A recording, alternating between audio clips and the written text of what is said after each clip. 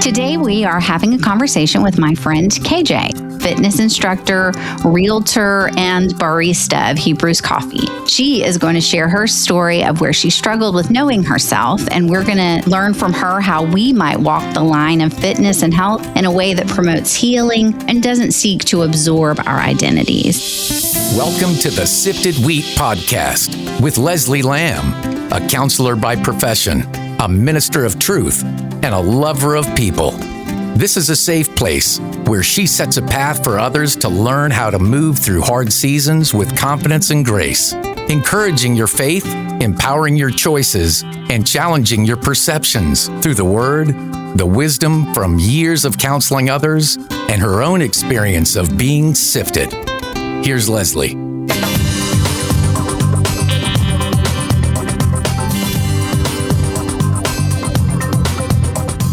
Yay, I'm so glad to be here. Thank you so much for having me. No, I'll never forget when I was just going to get coffee, just a random thing to do. And I just felt like the Lord was like, hey, ask her about her testimony and sharing her testimony.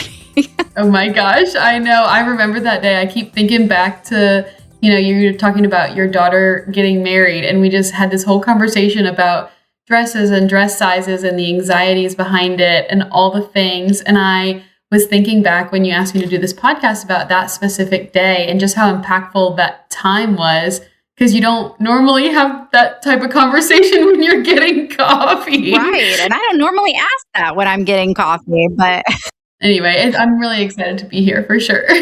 I'm so glad. And, I think that it's good for people to hear that not only, people who are successful in business and things like that, but just the everyday person that can struggle with things. And, it doesn't have to be an influencer. It doesn't have to be somebody that we hear these stories from, but just people that we do life with that generally don't know our stories because we've risen from the ashes, because we don't look like the things that we used to do, because a lot of things have changed in our life and they didn't know us in those times of struggle and they know us now. And a lot of times we can assume that person's always been that way.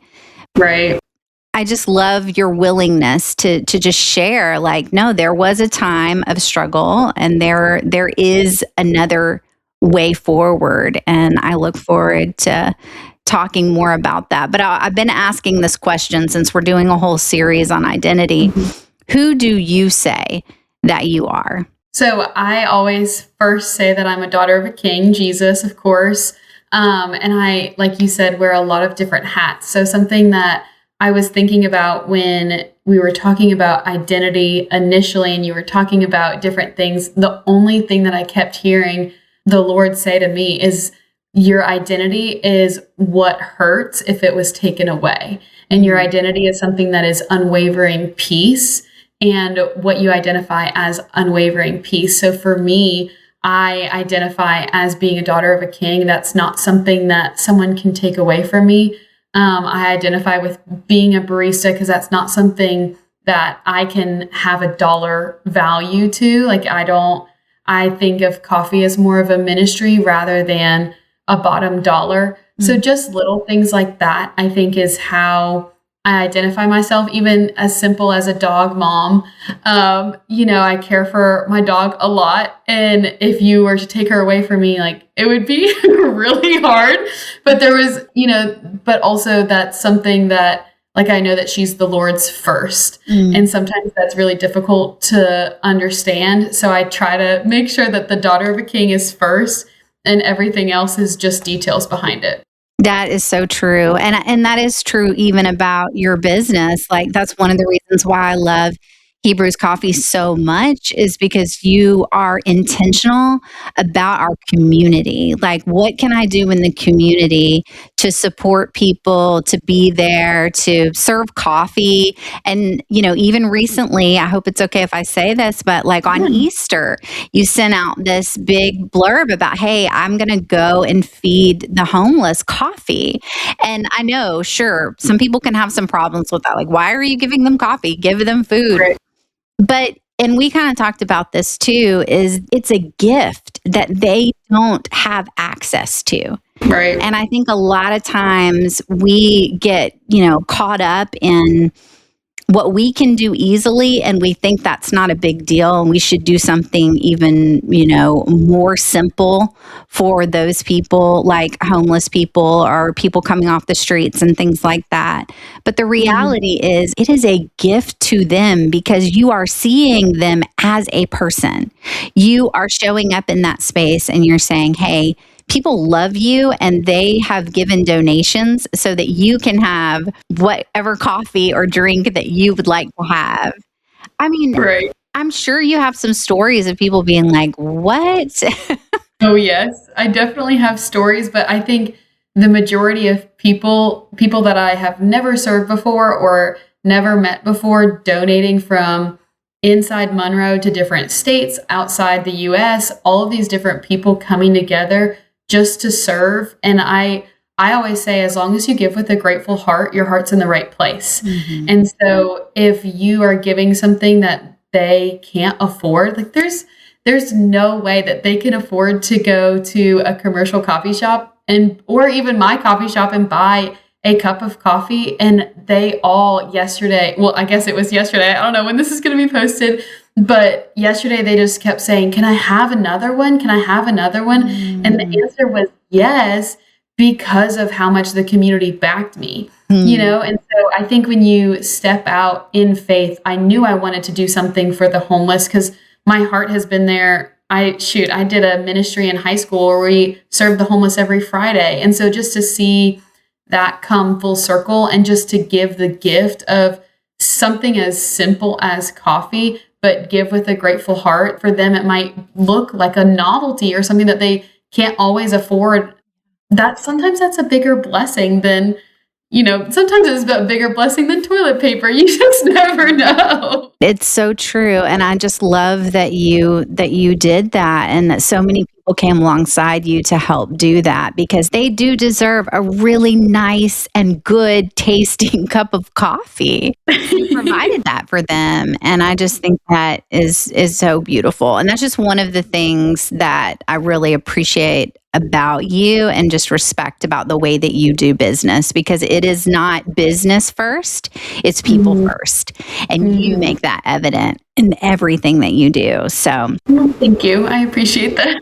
I try. Because if your identity is, I am a daughter of God, everything that you do flows out of that identity. Right. And that's why it's so important that we put our identity in the right thing, because whatever we identify with and as, that's what we're going to live our life through. Absolutely. So I mentioned that you're also a fitness instructor, and that's where maybe your story gets a little off course. And so what was it about fitness and sports? Like, how did you first go in that direction? What was it about that pulled you maybe in a negative way? So when I first started playing, I played college softball. As you know, but maybe the listeners don't. So I played college softball at ULM, and I actually started at a different university and transferred in.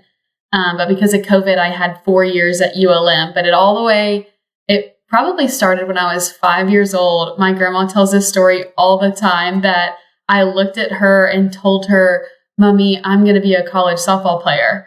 And, when you are a 5-year-old and you're saying that to your grandma, she just said, "Okay, ha ha ha, like, that's super cute." But I think I just decided really early on that I was going to do that. And so I did everything that I could to make sure that I was striving for that. And I had some traumas in my life, probably early adolescence, like right when I hit puberty, that really drove me into a very disciplined and control-driven life, almost to a fault. Where if I missed a workout, I was really upset.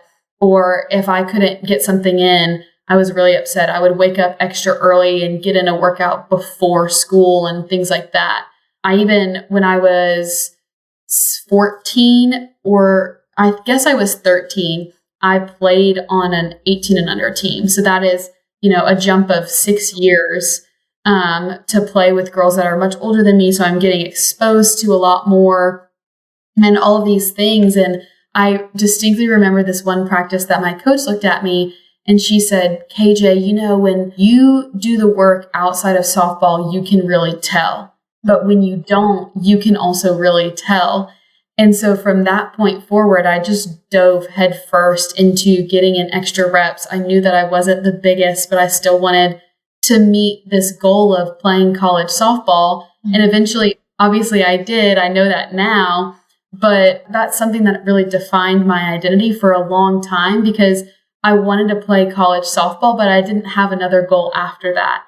And so once I got to put on the jersey, put on the cleats, like the team glove, all the things, I got there and I didn't care whether or not I played as a freshman. I was just there to play and have a great time. And I realized after I transferred that there was a greater purpose other than just playing, that Coach Molly is the ULM softball coach, and she had always drove home the point that when you do something for a reason outside of yourself, your purpose strengthens. And it wasn't until I got to ULM that I really understood that there was a purpose outside of myself, that she was someone that I could 100% work for and work hard for. And so I would go in and day out, getting extra reps, making sure that I was just striving to not only be a college softball player like I wanted since I was 5, but really strive to be the best college softball player I could be.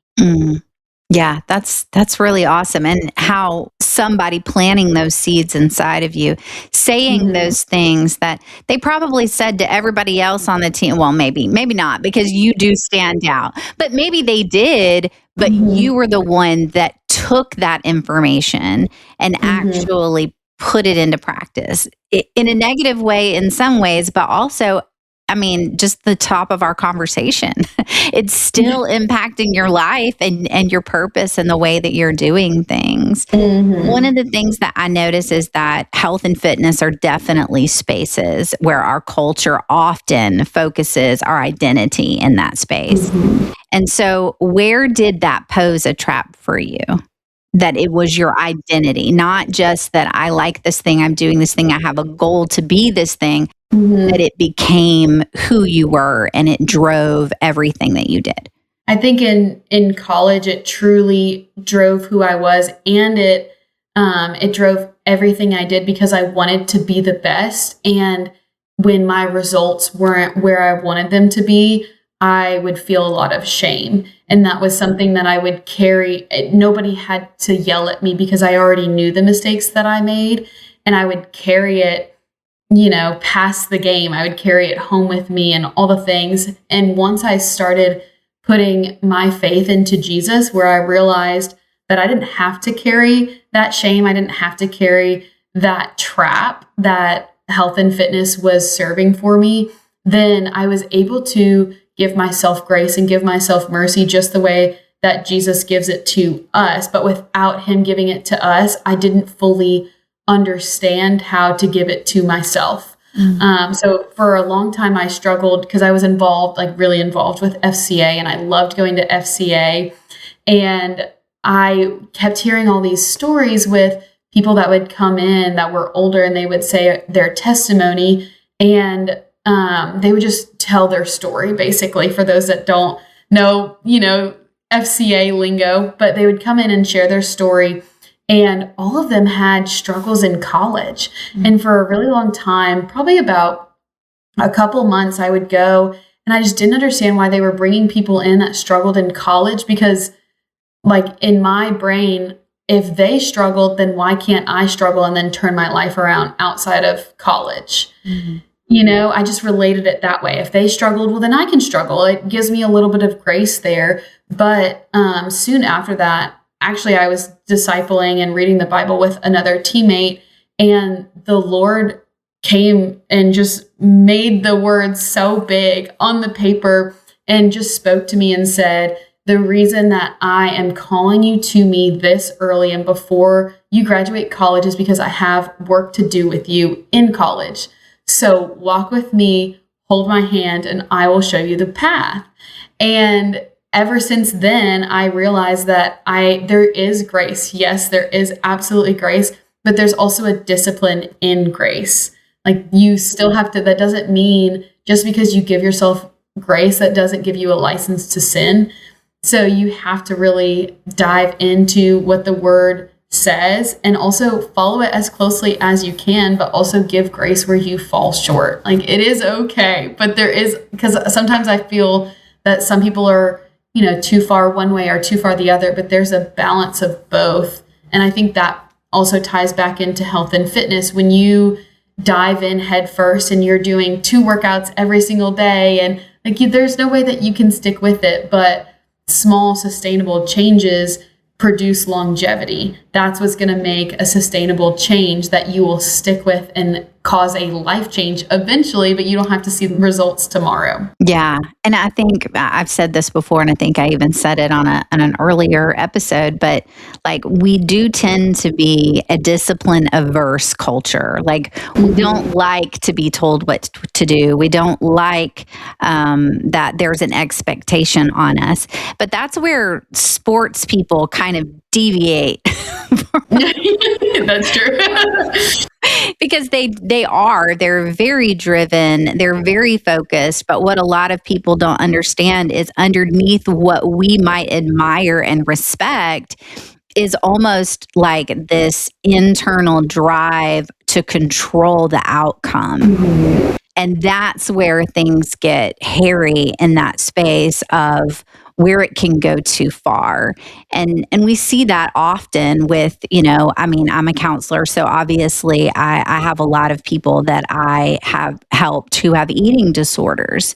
And so it can start off fairly simple, right? But then recognizing that control keeps them moving in that direction of either control, or sometimes it's even self-punishment and things like that. And so then that becomes, well, this is where I feel like I have safety. This is where I feel like I have control. So this is the space that I have to live in all the time. Mm-hmm. And then that's where it gets, super unhealthy in that space.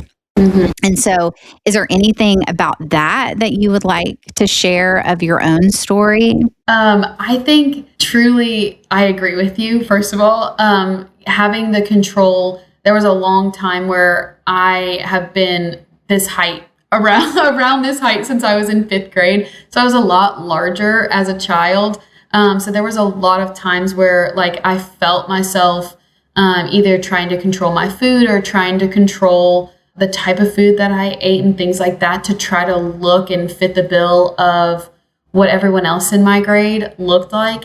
And that was really difficult, because even now there's times where I find myself eating the same breakfast every single morning for an extended period of time, or just little things that I find myself obsess over. And I almost intentionally do it for some things, and then I intentionally change other things. So I'm not eating the same meal every single breakfast, lunch, and dinner. So I need a little bit more variety in my food. And I know that because I know the need to control in my past with that.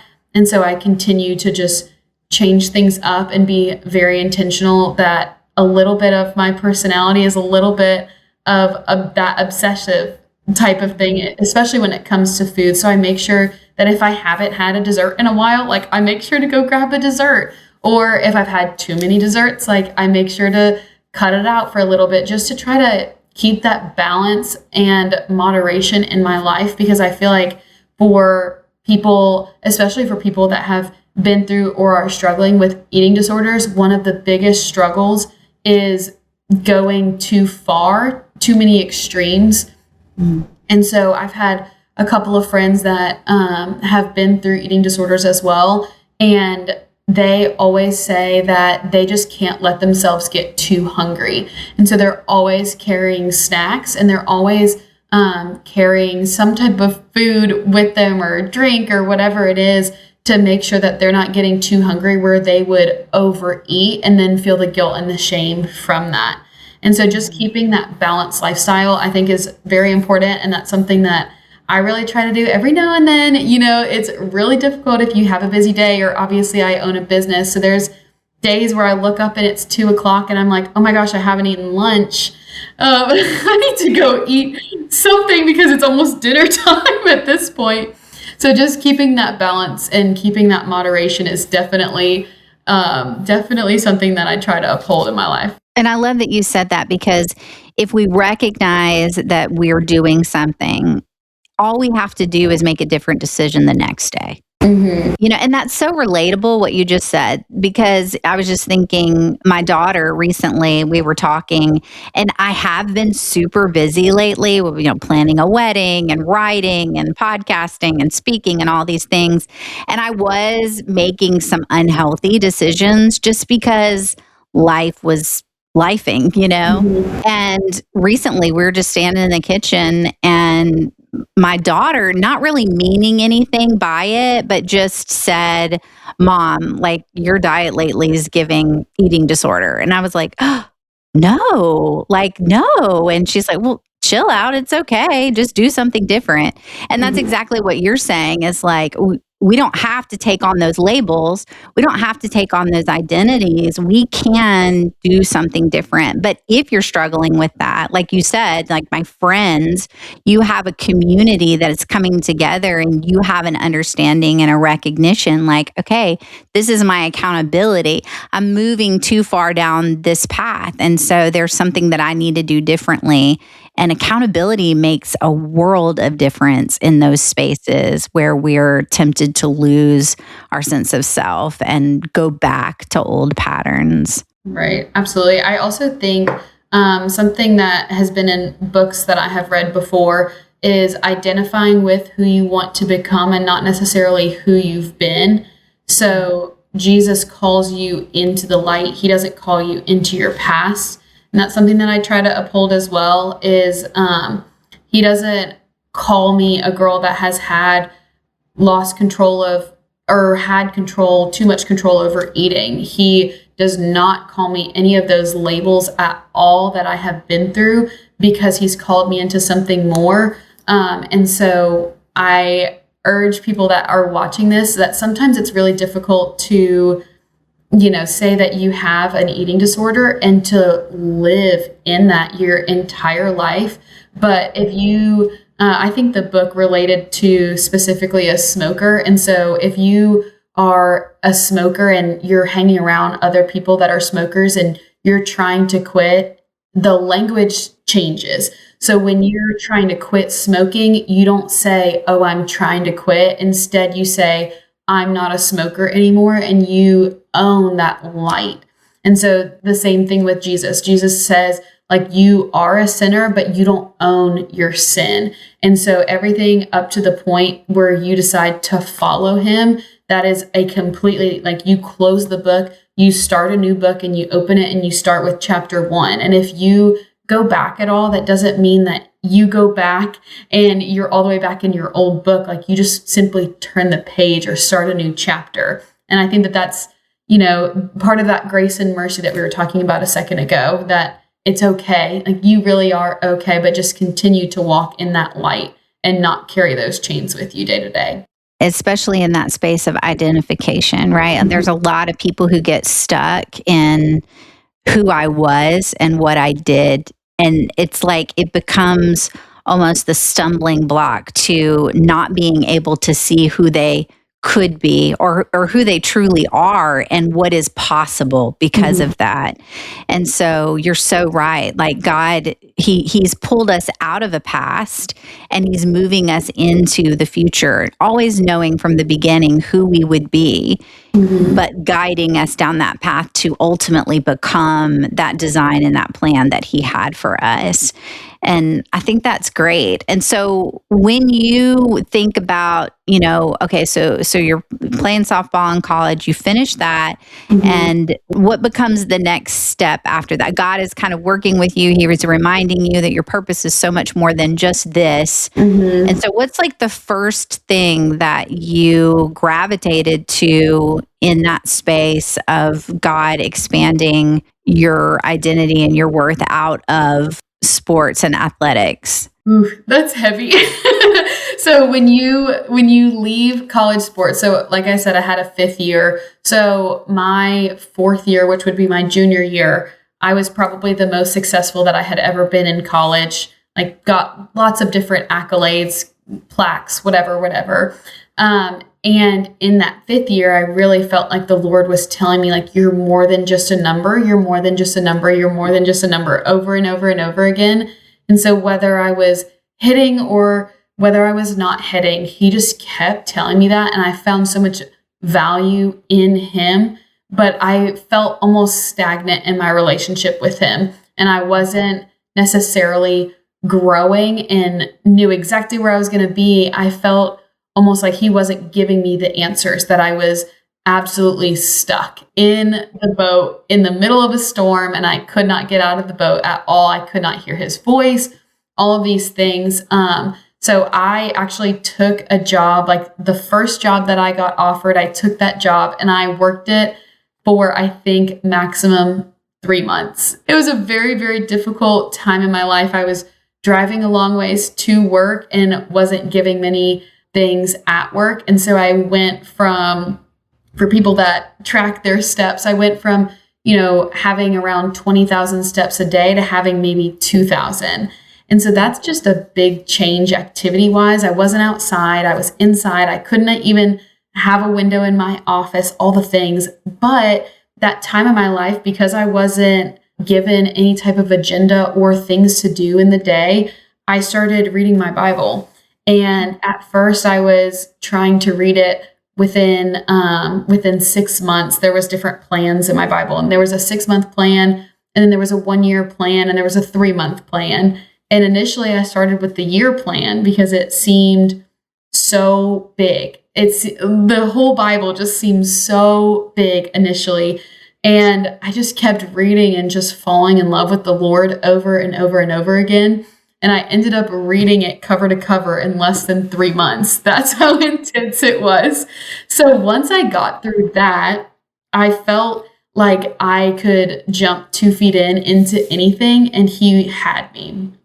And so that's when I really saw the page turn, the new chapter start, and I had so much more faith in him.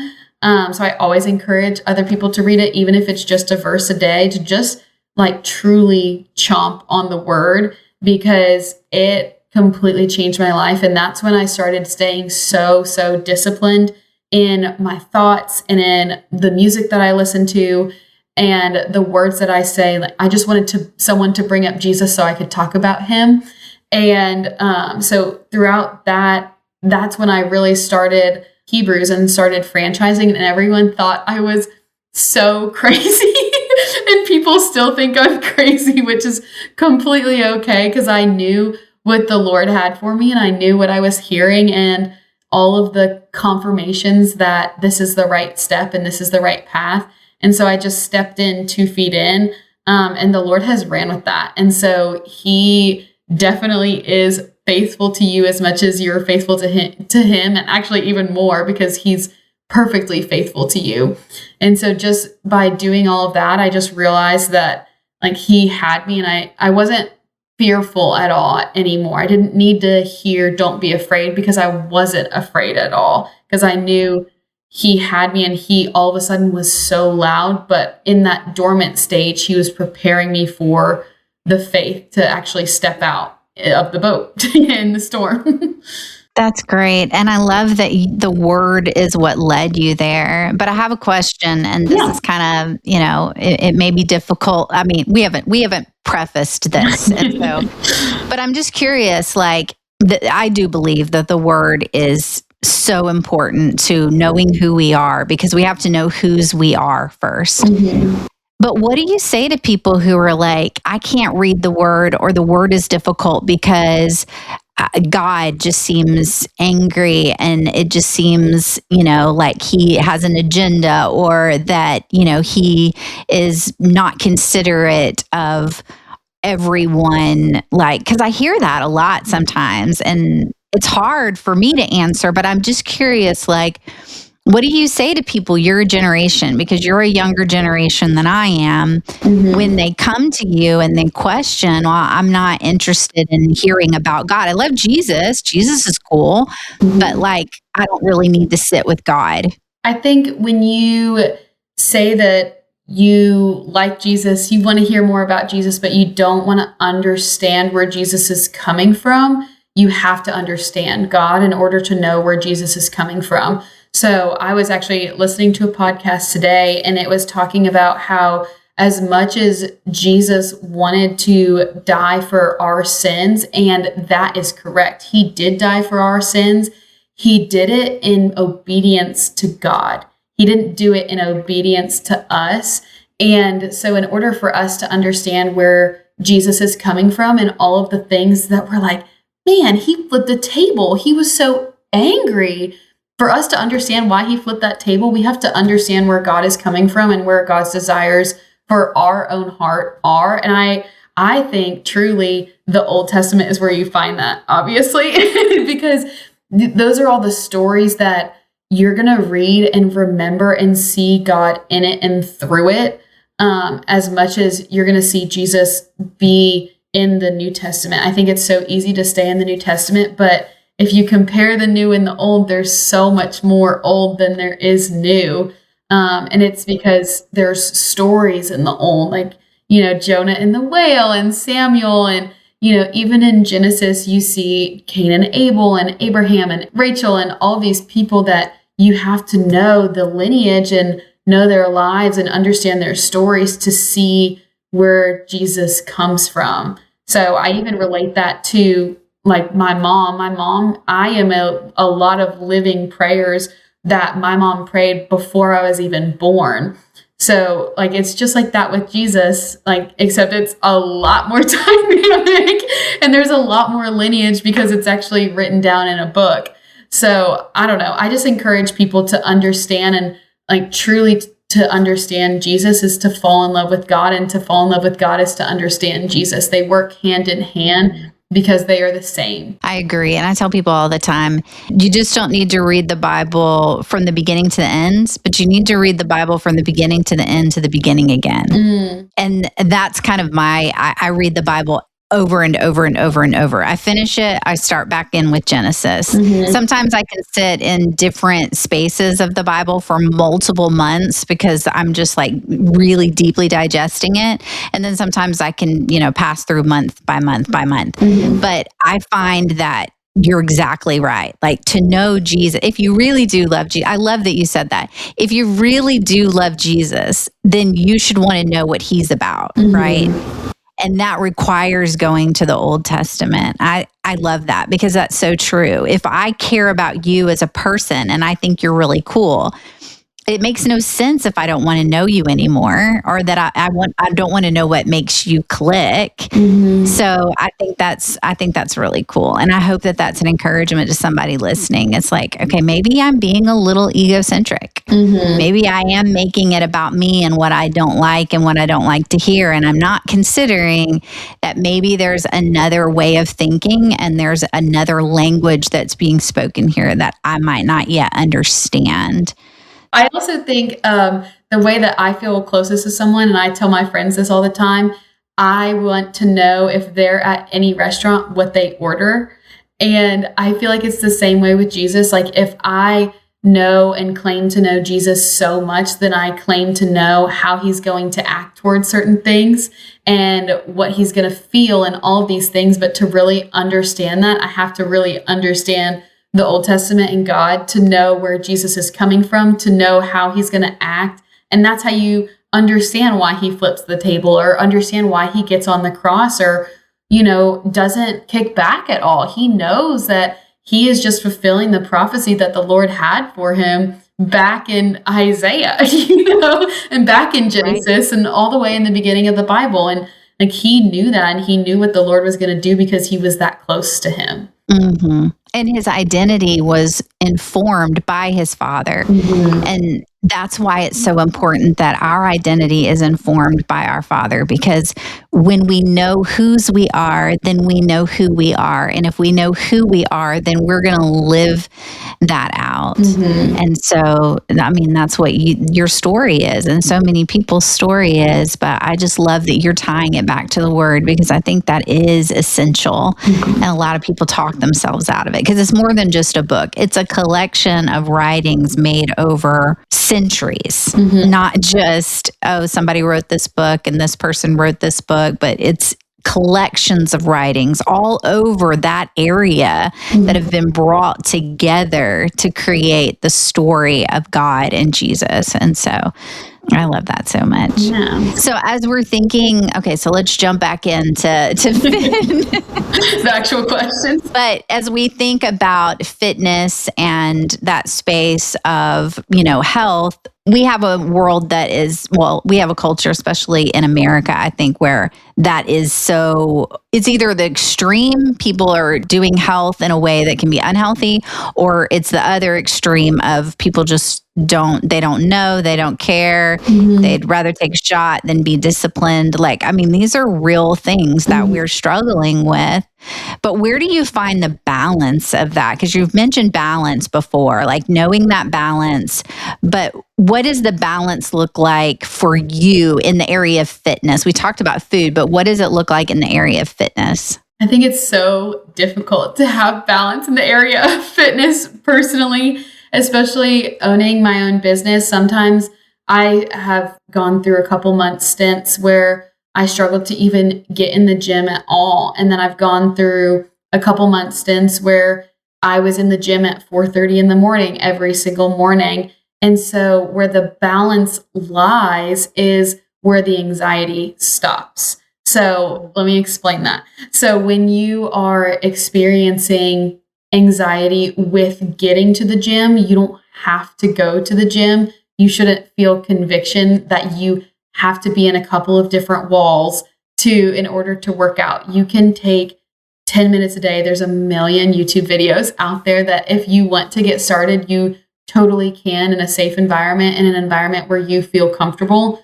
The flip side of that is if you're in an extreme where you're in the gym every single day and you have anxiety and you're stressed and your body is stressed and you can't take a day off, then that's a sign that you might need to take a day off. And even like a day off does not mean that you don't move your body at all and sit in your room and put a hoodie on and watch Netflix all day, because we all know, or at least from how I grew up, is that is actually the worst thing that I can do. I need sunshine. I need to get out and go on a walk and all the things. So there's a balance to that as well. Just because you're taking a day off doesn't mean that you are going to completely regress and all your progress is going to be lost, and all of those lies that the enemy is telling you in order to keep you distracted. I just think that if you truly, truly want to, then the first step is the hardest step, but it's also the most important, that you need to take that first step. And just whether it's a workout at home, because I coach Pilates as well. And so sometimes I only have 20 minutes and my body in a mat at home, and I have to go to another coffee event. And so it's what you do with that really counts. I could sit on the couch or I could get up and move my body. And when I get up and move my body, I never regret it, because I'm always putting my best foot forward in my next hour of my day, rather than, a 50% foot. I'm putting my complete 100% foot in the next hour. That's good. And that's so right. It's like a lot of times it's not that we don't have the time. A lot of times it's that we're not willing to use the time in a way that can actually be healthy and constructive. Instead, we waste that time on our phones or watching TV, which, I'm not against entertainment, but there is almost a gluttony of entertainment where we just allow that to be the thing that takes all of our time. And then we wonder, why don't I have time for these other healthier things? Well, we do have the time. We're just not making the time in that space. So that's good. And I love what you said, being a little active versus not being active at all, going outside and taking a walk versus feeling like you've got to run on the treadmill for an hour or something like that. What would you say is your tip for something that we can do to improve our health in a healthy way, in a wholesome way? Because if we're healthy, then we get to live our true identity more successfully, right? If I'm not healthy, then I'm going to be tired and my body is going to be slack and it's going to affect us in a lot of ways. Mhm. Physically, it impacts us emotionally and spiritually as well. So, what is something that we can do, would you say is a good tip for making healthy decisions for our life or choosing to be healthier or getting involved in fitness? So I have a couple of different ones that we can go through. Great. One is what I call habit stacking, and this is in Atomic Habits, the book that we were talking about before we started recording. And it's by James Cleary. It's a white cover. He always talks about if you want to add in a new habit, then you need to stack it with something that you already do. So if you want to take a supplement, then a new supplement or a new vitamin, or make sure that you get those in, then do it right before you brush your teeth, because hopefully you're brushing your teeth every day. Even for me, I went through a fitness class and there was 5 push-ups in the fitness class, and I really struggled through them. And I told myself that I would never again struggle with 5 push-ups. So I just started doing push-ups right before I got in the shower. And that's how I remember to do them, is because the water's on. I don't want to waste water. So I'm going to rep them out real quick and then move on with my life. So there's that. And there's also starting small. Like, you don't have to start with a whole hour workout. Even if you especially people ask me running advice all the time because they think I run so many miles, and I really don't run that much. But when you're starting to run, people always ask me, how do you start running? And then how do you keep running? And so I always say, pick a couple of days a week. If it's 2 days a week or it's 3 days a week, pick a Tuesday, Thursday, Saturday, or whatever days fit your schedule, and just get outside and run for a minute. And then stop and go for a walk. And then that's it. And then the next day you get up and run for a minute and a half or 2 minutes. And eventually that you're going to be able to say that you're a runner, but you've not only created a running culture in your life, but you've also created the habit of running. But the same thing, I mean, you can transfer that over to literally anything in your life. If you want to read your Bible more, open your Bible and read a verse every day. And eventually you're going to say to yourself, I'm just reading one verse every day and I don't even understand what the verse means, because I can't know until I read, 3 days from now's verse.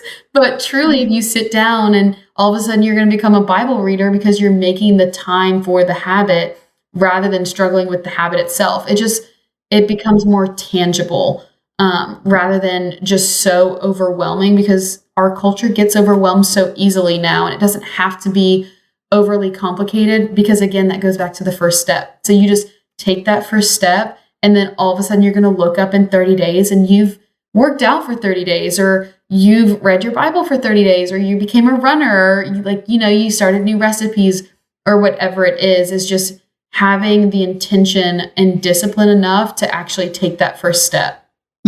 I love that. And you just made me think of some things that I could do in that space, and what can I switch out and where can I be intentional?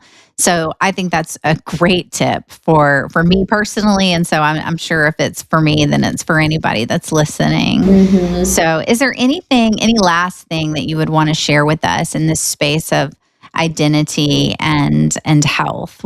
Is there anything that we haven't said that you would like to say?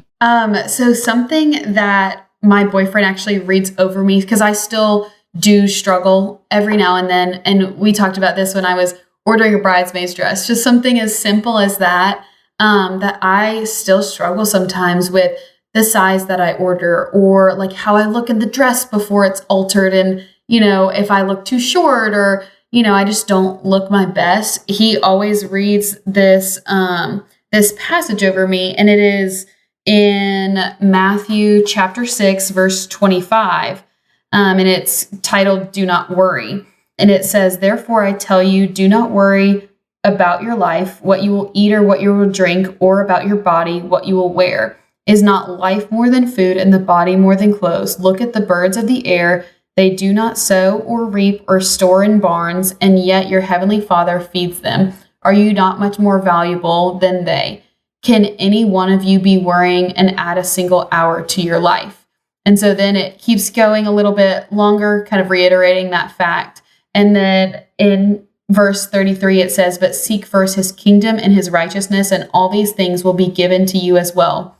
Therefore, do not worry about tomorrow, for tomorrow will worry about itself. Each day has enough trouble of its own. And I think that that is so impactful, because when you are sitting there and you're worrying or have anxiety about just different aspects of your life, whether that is not working out or working out too hard, the Lord says that you are more than that, that you are made in his image and his likeness, and that you are his first. And again, like we said at the beginning, everything else is details. And so I just encourage others to just hold that first in their life and keep your eyes fixed on Jesus and keep your eyes forward, and don't look to your right or to your left and compare other people's past, because you never know what they're going through.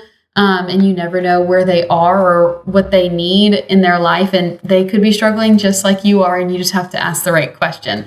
So I just encourage people to just, live for the Lord and let everything else just be details, and not to worry too much about what you're going through or where your habits are. There's always a chance to get better. That is so good and so important and necessary to our well-being, to our mental health, to our spiritual health, and ultimately to our physical health.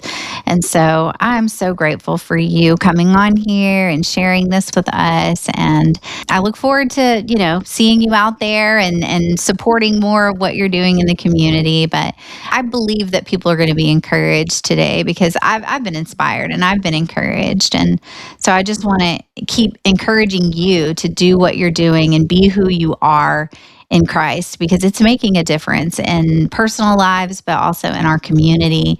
Where can we find you? So my Instagram, Facebook, all of that is Kennedy Grace Johnson. And then my Hebrews page, which is what Leslie has been talking about, is my coffee truck that is on wheels for now, but we will get a brick and mortar location soon. So if you want to stay updated with that, it's Hebrews Coffee Monroe, and you can follow along to see where we will brew up next. Our biggest joke that we love to say is, how does Jesus make his coffee? He brews it. I love it. And I love that you guys are about to get a brick and mortar. That is so exciting. I know, it is. In Monroe. Yes, ma'am. Yes, ma'am. It'll be by ULM's campus. So hopefully by the time this is uploaded, we are groundbreaking and ready to roll. Oh, I'm so ready. And I can go there and write, and it'll be wonderful. Yes, it'll be great. All right, great. And then, as far as fitness, is there any way to get in touch with you there, or is that just That's all included in my personal. I just post it all together. I tried to do a separate Instagram for a while, and it just wasn't me, because I wasn't me. And so I just put it all together, and if people want to follow, they'll follow. If people don't, and they don't want to see my normal life, that is completely okay to me. Okay, that's great. Well, we can follow you there, and we will follow you there. So thank you so much, AJ.